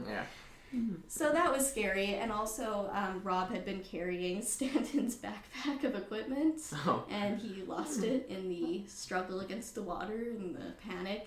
And Stanton was just like, he was like, fuck no. So he just threw on his diving gear and he jumped in and he grabbed it. He got it back out. And then after that, they basically booked it for the exit of the cave. And this is going to be a really, this is a rough turn of events, I guess you could say. Because now the cave is filling up even more. They had basically set up a base for themselves at Chamber 3. And now Chamber 3 was flooded, and so was was going up to Chamber 2 and 1 very quickly. So now, like, pretty soon, the parents were even going to be able to see from the outside the water. Oh boy, that was not a great start for them. But Thursday, June 28th, in the early hours of that morning, the waters continued rising, and everyone was forced out. Even the Thai army forced everyone to evacuate. They got all the military, everyone out of the cave because it's filling.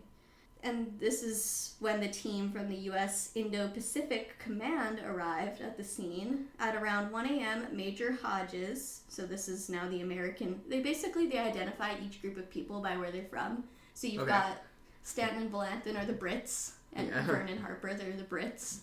And then there's the Belgian one, now we have the Americans are joining in. A little later, you're going to get the Chinese, the Australians are going to try and help. Everyone's trying to help. You got everybody. Even a Canadian chimed in too at one point. No. But we're not going to hear about that part in part 1. So shit's getting real bad.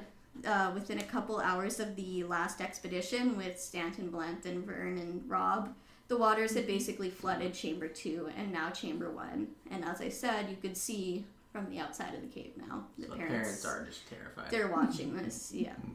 So, the Thai military ordered, obviously, an evacuation. This is when the team arrived. Major Hodges, he was with the Indo-Pacific Command, and he was stationed in Okinawa, in Japan. Oh, Okinawa. And his team arrived. They made their way to Tham Luang. People on the outside began calling to them, to not go in, things are getting real bad in there. And they observed the water levels rising quickly, but at first Major Hodges and his team just kind of ignored it. But as they kept going in, the calls for them to return were getting more and more desperate, and people were yelling that, the first chamber was now almost full and they had to get the fuck out of there.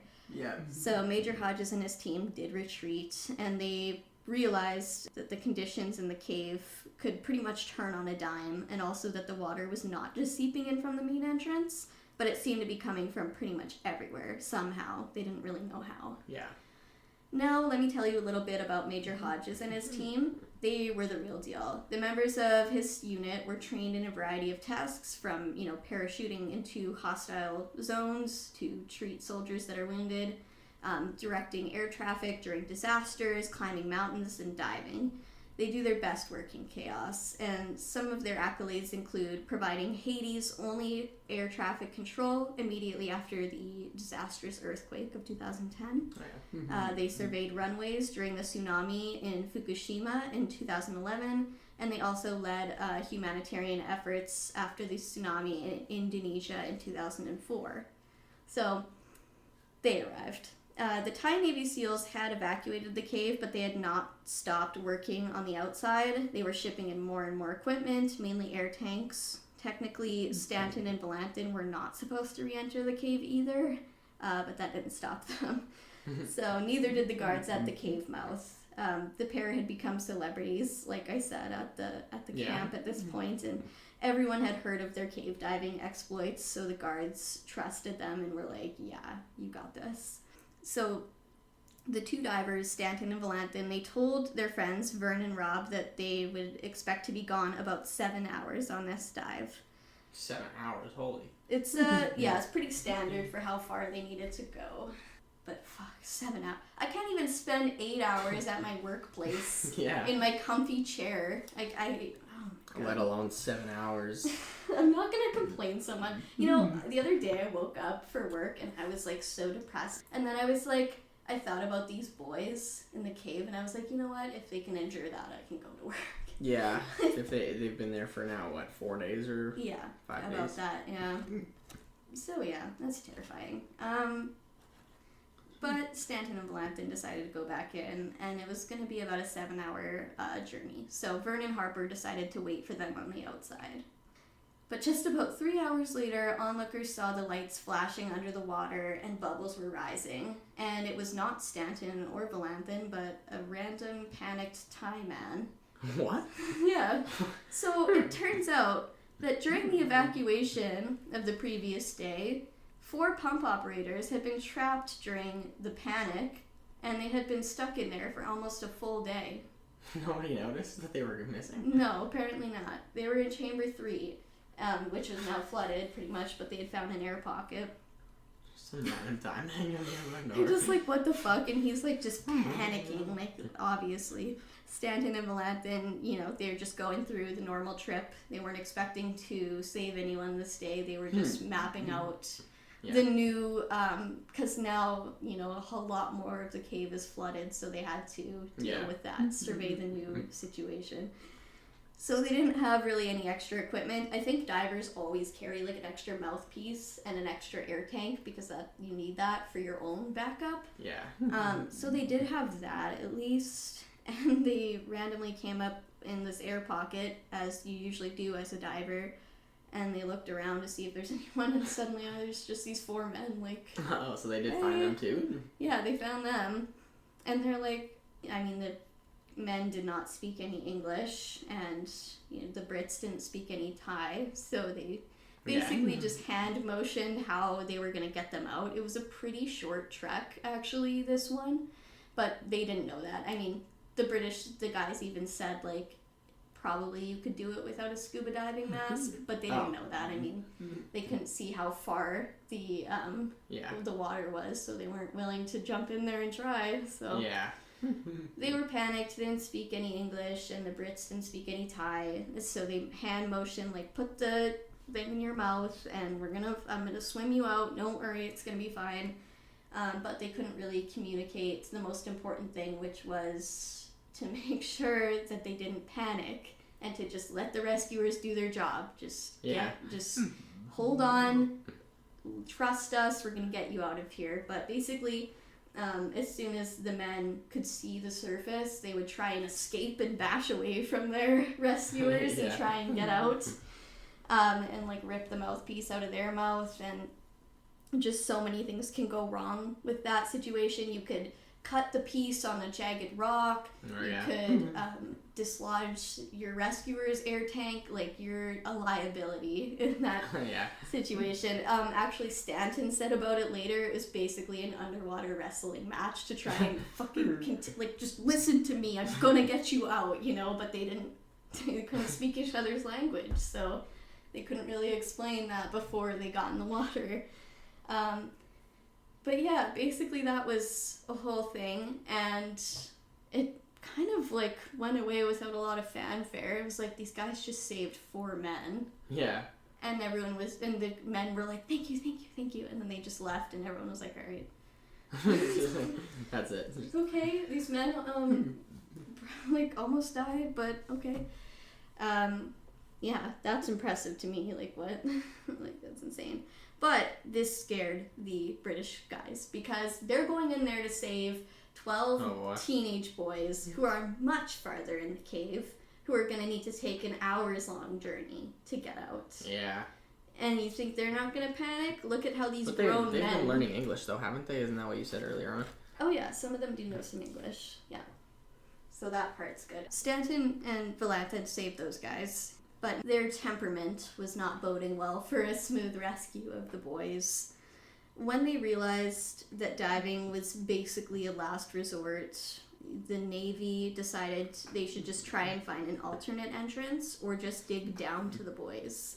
So people all in Thailand were rallying around, and they brought drilling equipment and industrial pumps with the operators, just waiting to get orders of what to do. Yeah. So diving gear was being sent in from all over the world. The king of Thailand even sent his own cooking staff and trucks to feed the volunteers that were helping in this.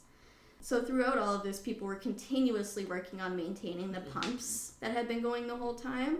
There were massive cables going every which way, being trampled on constantly, and many of these water pumps worked on electricity, meaning that there was an ever-present risk of something going wrong and someone getting electrocuted. Oh my goodness. To add another fucking issue. Eventually it happened. One man stepped into a pool of water only to be electrocuted. He survived with minor injuries, but, that just added another thing to what they had to worry about here. Yeah. Governor Narongsak informed the press that their new plan was to drill down to the boys or find a separate entrance, which was less dangerous. There was some debate about doing seismic testing, but the governor overruled this. The test consisted basically of putting small explosive materials a little ways down into the earth and then detonating them. So it sounds kind of scary to me when there's boys down there somewhere. Yeah. But a supporter of the seismic test idea was a man named Thanet, who worked in water management. He also had a degree in engineering, and with his expertise in water management, he was called in to help here.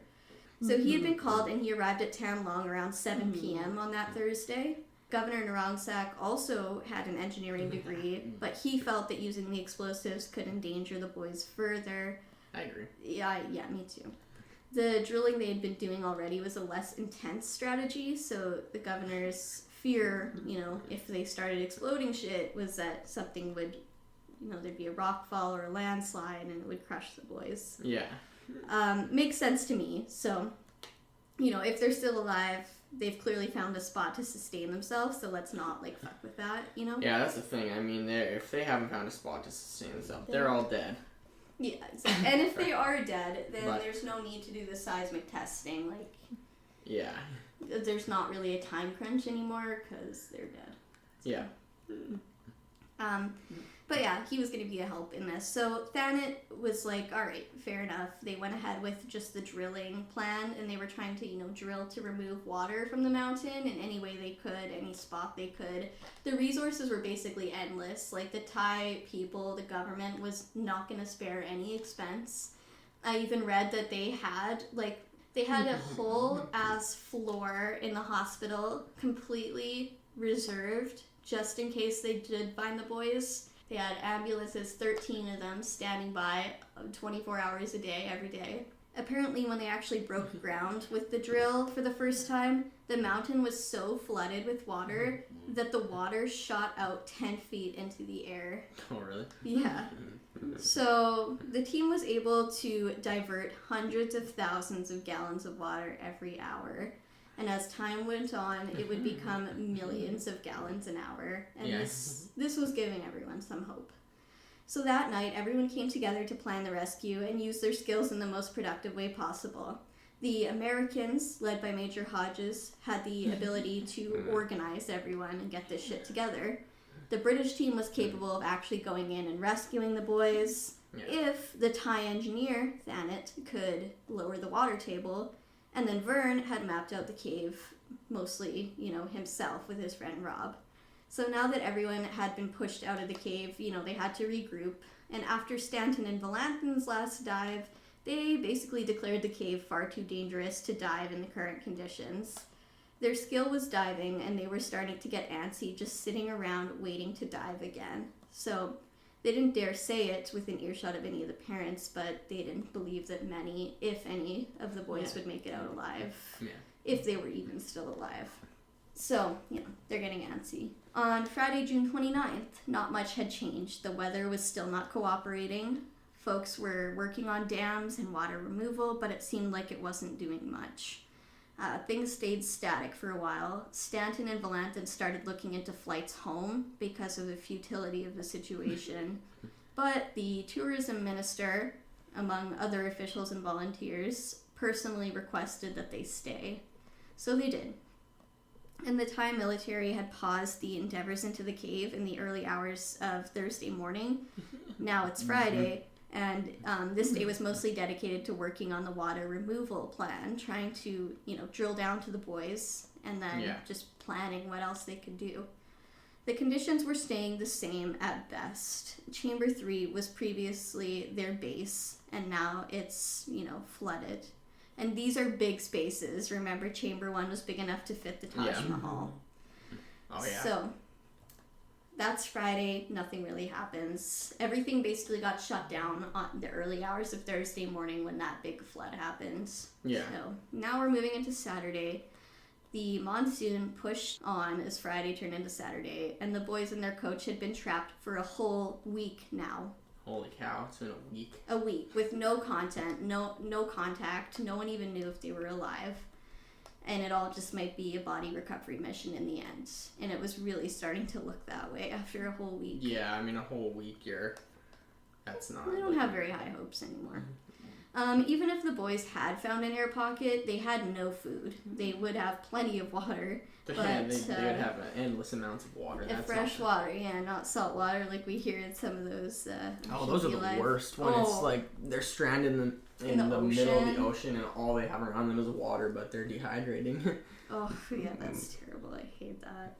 But yeah, they didn't have, and then also the fact that they're in a small space, like there's not an unlimited amount of air in there for 13 people to be breathing. Yeah, no. For an entire week now, it's been that way if they found a spot. So the Belgian diver, Ben, was ready to leave. He had had enough after his first near-death experience on Wednesday, and Ben told the Thai SEALs that he was leaving. They told him that was fine, but they'd have to keep sending their people in. I mean, they have to. So Ben knew this would basically be a suicide mission for him, and he stayed and went in again. He said basically he just pictured, like, the Navy SEALs sending in these, like, kids who didn't know anything about cave diving and them just drowning. So he felt he had to step in. So he ignored the alarm bell screaming in his own mind, telling him not to go back, and he suited up once again.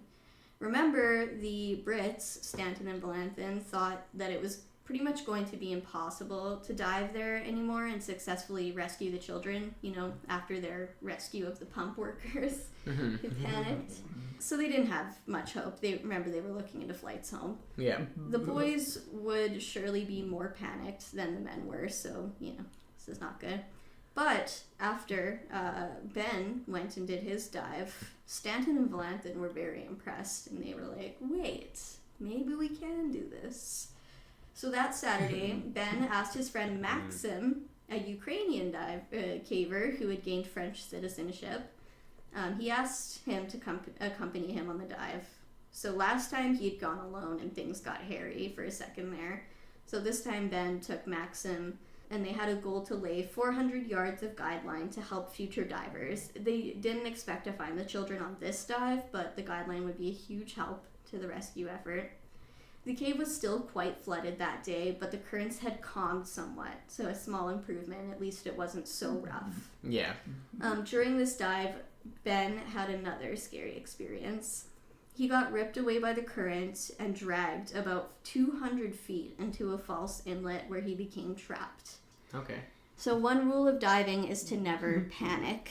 Yeah, that'll fuck you up. We've learned. So thankfully, Ben knew that his friend was there with him, so he just stayed put so as not to get further stuck, and he tried to stay calm. He focused on breathing for a few minutes until Maxim found him and was able to pull him out. But by this point in the dive, Maxim already was into his emergency reserve of air. Oh, yeah. So he had to turn around. But Ben bravely pushed on, even after what just happened, because he had a rebreather, so that would recycle the oxygen, and you would have more time. About 8 hours of dive time you have. So Maxim waited at the surface while Ben went back, and he was able to lay another 200 yards of line, almost all the way to Pattaya Beach. That's where the Navy SEALs had seen the boys' footprints in the sand a few days ago. Okay, yeah. Meanwhile, on the surface, Vern tried to tell the Thai officials that it was incredibly unlikely that they would find an alternative entrance to the cave, even with all the time in the world, let alone the time crunch they were in now. I mean, he knew the cave, and he knew the patterns that caves had, and there probably wasn't another entrance. And he said if there was, it was probably a massive gorge with just a small piece that you could go through, and they would be able to find it by now. So, Not looking great for another entrance option. No. But the Thai SEALs kept drilling in vain. They had determined the cave impossible to dive in the current conditions, and so they focused their efforts elsewhere. There were quite a few people who were opposed to this idea of drilling down, saying that it was a waste of time. But the problem is, those people didn't really have a better option either. Yeah, that's true. So, Ben, when he took his dive and he laid all that guideline, that would change the attitudes of everyone very quickly. And when Stanton and Valenthin learned of this dive, they were impressed and inspired. So Sunday, July 1st, Thanet's pumping operation took the water table down a whole 24 feet. Mother Nature also started showing some mercy on the boys. The rains were subsiding, finally. So this is a whole ass week after they've been trapped. Finally, the rain is calming down. A week of rain, that's insane. Yeah. So things were looking up more than ever since the disastrous flood of Thursday morning. But Vern's heart dropped when he spoke with locals who lived on and near the mountain. They told him that the cave would almost definitely be completely flooded by the 10th of July. They had lived there for generations and farmed the land. They knew the pattern well. So we're on July 1st, and they're saying it's going to be flooded by July 10th, and that's going to be the end of it. Yeah. So Vern was terrified at that thought, and he made his way back to base camp to share this information. They needed to get going now. So once that cave filled up completely, it likely wouldn't let up until October. So based on the information from inside the cave, Vern figured that the water flowing in from the monk series had a source somewhere nearby. Due to the warmth and the clearness of the water, that meant that it came from outside of the cave recently. It hadn't been in the cave for long. Yeah. So they knew that water source was somewhere around. With this hypothesis in mind, Thanet learned this idea from Vern, and he made his way up the mountain. With the help of the local farmers, he found what they believed to be the source of the flow into the monk series. So Thanet, the volunteers, and the troops worked diligently for the next 24 hours to divert the flow, which they did successfully. Nice. So yeah, this, along with the 24-foot drop in the water table and the calmer weather, made it seem more possible to go back in and dive again. Stanton and Valant then agreed to go back in the cave that day. They wanted to expand on the line that Ben had laid, and the pair made it past Chamber 3 and back without any issue, laying more line as they went. Still no signs of the boys. But as they went, they would detect air pockets and make sure to check each one, which is like standard practice as a rescuer, obviously. Yeah. Monday, July 2nd. It would be a big day for the rescue. The water was draining much faster now, and nobody knew if it was because of the drilling, the diversion of the stream, the pumps, or just the relief from the constant monsoon of the prior days. Yeah. It was probably a combo of all of those things, but either way, the water levels were visibly decreasing. Oh, that's awesome news. Exactly. Stanton and Valant then suited up once again that afternoon. This would be an epic dive. They were getting closer to new territory where they might find the boys dead or alive.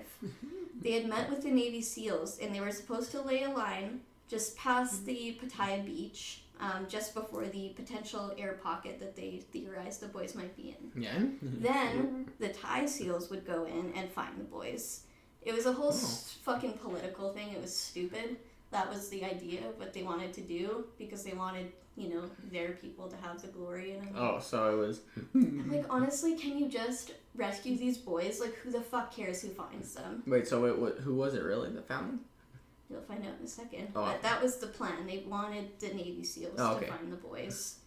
But Stanton and Valant then made it quite far into the cave, and they did pass Pattaya Beach, and that's when they made it into an air pocket. They didn't know it yet, but this was Chamber 9. So they had gone... Chamber 9? Yeah, it's pretty far in. So they had gone further than any of the rescuers before them now. Yeah. Of course, they were going to investigate the air pocket, see if anyone was up there. And it was almost time to turn around. They had almost run out of their guidelines, so no more to lay, and, they can't get lost down there. You can't let go of it. Yeah. But then, as they broke their surface and removed their dive masks, they smelled something rancid. Oh, no. They started to discuss what this could be. Was it the smell of death, or just of humans being trapped for 10 days in a small space? Potentially a little bit of both. As they discussed the possibilities, the Brits started to hear voices. Holy fuck. Yeah. 10 days they've been in there. Suddenly a flashlight flipped on, and Stanton and Valant then turned their flashlights that way. There they were, all 12 boys and their coach, emaciated and dirty, but alive. What the hell, all of them? Okay, well, so far none of them have died. All of them have been there 10 days, no food, in complete pitch blackness. Well, they had a light, though, didn't they say? Oh, yeah, but Coach Ike, as we'll learn in the next part, he made sure, he pretty much immediately, once he realized the sitchy, he was like, we're shutting off our flashlights. We're only using them when absolutely needed. We need to save the battery. They had no food. They had shit all. So they must have heard the rescuers down there, and they're like, this is it. We need to turn our flashlight exactly what on. It was. Yeah. They heard these guys speaking English, and they're just like... That's pretty Awesome. And that is the video that I told you about that you'll want to see because bro had a GoPro on his head, Stanton, and he turned it on. And you can see them all sitting there. They've got their soccer jerseys because they were so cold from being like without food. Yeah. They had stretched their soccer jerseys like this and they're like sitting in there. And some of them are like real sad and some of them are surprisingly like so excited. I mean, the thing is, like, they don't have any energy. They haven't eaten for 10 days. That's gotta be, like, what, I'm just, like, in terms of the, you know, what do they talk about when they're down there? You know, like, they're down there for 10 days. Like, I wonder, at a certain point, I wonder what they're talking about with each other. Like, well, that's why I was mentioning the meditation thing earlier and why Buddhism, I think, is such a great religion to follow, because that's what got them through.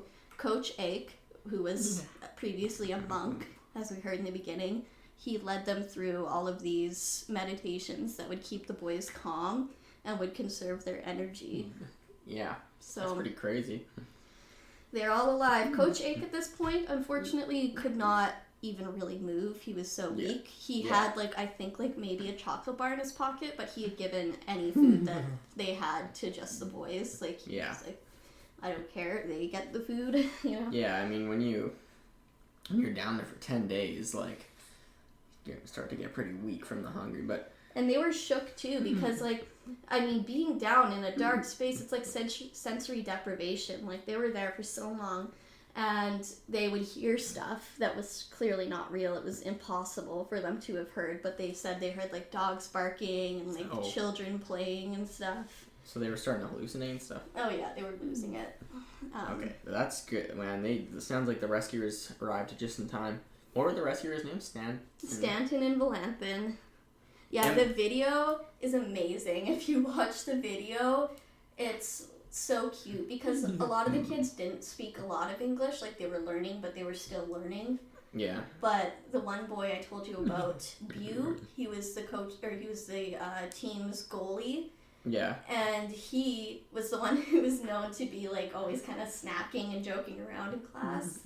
And when his teacher heard that he was the one to communicate in English with the rescuers, he was so impressed. Oh, yeah. He's like, holy shit, this kid who just, like, fucks around in my class that I'm constantly telling him to get his shit together. Yeah. And now he's, like, the one who is communicating with the outside world. Pretty awesome, yeah.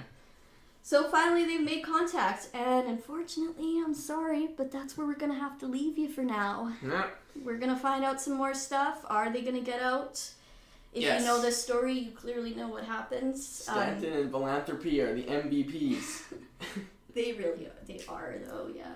Like, even just finding them is a whole thing. They were so excited, because remember, they expected, pretty much everyone who knew anything about cave diving expected them to all be dead. Well, they expected at least some of them to be dead, but all of them to have found one sandbank they were staying in. Yeah, that's pretty good news. So do they rescue them right then and there? Do they have to go up and grab the equipment to rescue them all? Or do they have to make multiple trips? Probably? I was so frustrated listening because, remember, I told you this whole thing lasts until July 10th, and this is July 1st. Oh my goodness. So they're going to be spending some more time down there. I assume they have to make multiple trips. Yes. Definitely. But at least they can probably bring some food down there and bring air and... That's exactly what they started doing. I've listened to this book. I think let me double check what it's called. I actually have it on Kindle, and I also have it on Audible because apparently I bought this book a long time ago because I've always been interested in this. So I was listening to it and then also referring to my book here. It's called The Boys in the Cave by Matt Gutman. And now I'll tell you, I know for sure that Stanton and Valanthan have their own books they've written about this, each of them. And then, of course, there's a movie being made about them. Oh, there's a movie being made, or it's already made? Well, I think it's already made now. I just watched an interview today where they were talking about the making of it, but that was a few years ago. Oh, okay. Actually, Valanthan is played by Colin Farrell. Who's Colin Farrell? Remember Colin Farrell? I don't know. I'd have to see him. He's an Irishman. Colin Farrell. Like, come on, man. I probably know him. Yeah. But, yeah. They're going to be going back up and telling the parents everybody's alive. Like, Yeah. They've got some good news. Okay, so Colin Farrell, he's in like the Batman of 2022. In Bruges, that's Jordan's favorite movie. It's actually such a good movie. You probably haven't seen it, but it's great. It's about, they're like hitmen, and like Colin Farrell's character really hates Europe. Well, not Europe, I don't know. He's pissed that they have to go to Bruges. He's like, this is a shithole. And then his buddy's like, it's a fairy tale city. And I'm like, that's me and Jordan. But, yeah, so that's where we're going to leave you. A little bit of a cliffhanger. Already, well, but at least an exciting one. We've got some hope here. Hope is occurring, so... Hope has arrived. Come back next week, and we're going to learn some more. It might be 3 parts, maybe 2. I'm not too sure yet. Either way, return next week. I feel like I've got a lot left to cover, so... Yeah, thanks for listening. Bye. Bye.